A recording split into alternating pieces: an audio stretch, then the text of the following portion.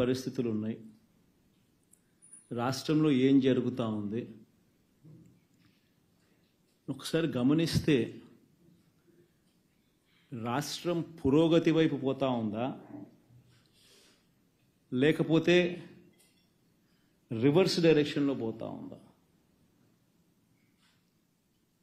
రాష్ట్రంలో ఉన్న ప్రతి ఒక్కరూ కూడా ఆలోచన చేయాల్సిన అవసరము చాలా ఉంది. రాష్ట్రంలో ఈరోజు హత్యలు జరుగుతూ ఉన్నాయి, అత్యాచారాలు జరుగుతూ ఉన్నాయి, ఆస్తుల ధ్వంసం జరుగుతూ ఉంది.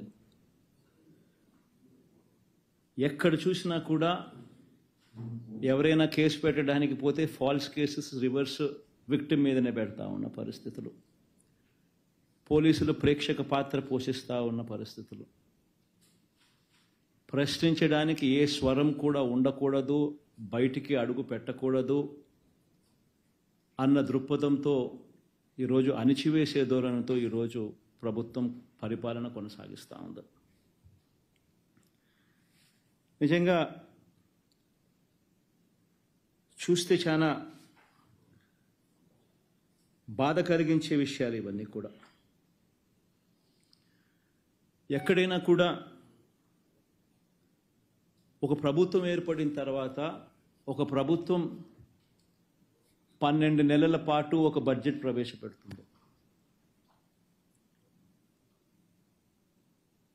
ఆ బడ్జెట్ కూడా 7 నెలలు 12 నెలల కాలంలో ఏకంగా 7 నెలలు రెగ్యులర్ బడ్జెట్ కూడా ప్రవేశపెట్టలేని అధ్వానమైన పరిస్థితిలో ఈ ప్రభుత్వం ఉంది అని అంటే 12 నెలల కాలానికి ప్రవేశపెట్టే రెగ్యులర్ బడ్జెట్ ప్రవేశపెట్టాల్సింది పోయి ఆ 12 నెలల కాలానికి సంబంధించిన కాల వ్యవధిలో ఏకంగా 7 నెలలు ఓట్ ఆన్ అకౌంట్ బడ్జెట్ మాత్రమే ప్రవేశపెట్టే అధ్వానమైన పరిస్థితిలో ఈరోజు రాష్ట్రం ఉంది అని అంటే రెగ్యులర్ బడ్జెట్ ప్రవేశపెట్టే ధైర్యం కూడా చంద్రబాబు నాయుడు గారికి లేదు అని అంటే ఎంతటి దారుణమైన పాలన సాగుతూ ఉంది అని చెప్పడానికి ఇది ఒక గొప్ప నిదర్శన. నిజంగా రెగ్యులర్ బడ్జెట్ అంటూ తాను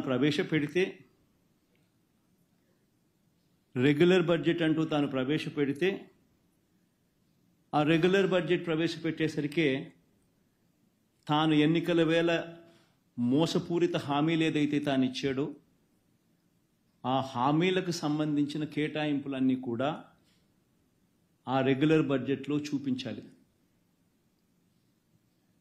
ఆ రెగ్యులర్ బడ్జెట్లో తాను సూపర్ 6 అంటూ సూపర్ 10 అంటూ తాను చేసిన ఆ మోసపూరిత హామీలకు సంబంధించిన కేటాయింపులు బడ్జెట్లో కనపడకపోతే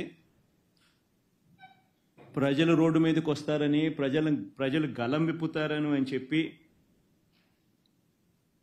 ఏకంగా ఆ పరిస్థితి రాకూడదు అని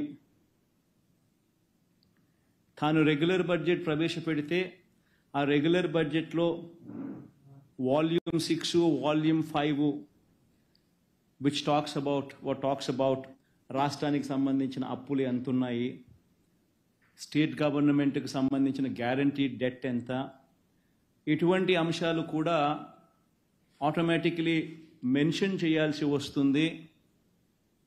ఒకవేళ మెన్షన్ చేస్తే తాను అబద్ధాలు చెప్తా ఉండేటివన్నీ కూడా ప్రజలకు తెలిసిపోతుంది అని అది కూడా చేయలేని అది కూడా ఇంకొక కారణంతో ఏకంగా రెగ్యులర్ బడ్జెటే పెట్టకోకుండా చంద్రబాబు నాయుడు గారు దాటవేస్తూ ఉన్న ధోరణి.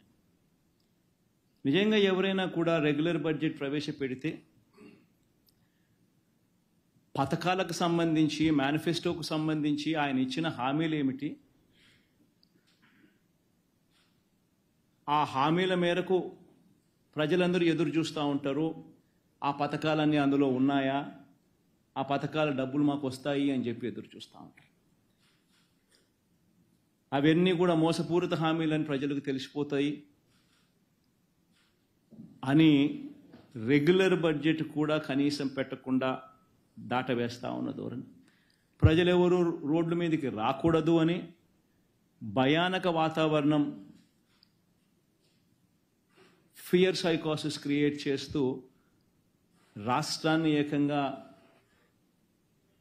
అత్యాచారాలు, హత్యలు, కొట్టడాలు, ఆస్తుల ధ్వంసాలు, వీటి అన్నిటితో భయానక వాతావరణం క్రియేట్ చేస్తూ ఉన్నారు. నేను అడుగుతా ఉన్నాను ఒకటి,